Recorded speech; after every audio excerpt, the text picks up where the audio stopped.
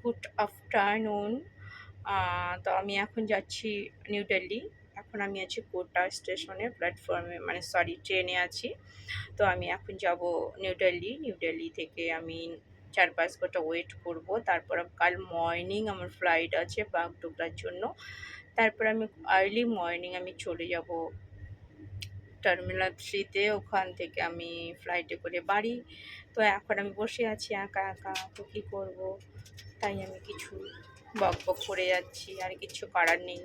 বকবক করা ছাড়া আমার এখন, চলো তোমরা এখন চা খাবে, অনেক কিছু করবি জানি। এখন আমাদের উঠতে সন্ধ্যা হয়ে গেছে, বাট এখানে প্রচুর রোদ্দুর। এখানে আমি ঘেমে গেছি পুরো জার্নি লাগেজ টানতে গিয়ে। কিছু লাগেজ আমি নিয়ে এসেছি, আমার মেয়ের সোয়েটার বগেরা, কারণ ওখানে গরম পড়ে গেছে, শুধু শুধু রেখে লাভ নেই, এই আর কি। চলো, বাই।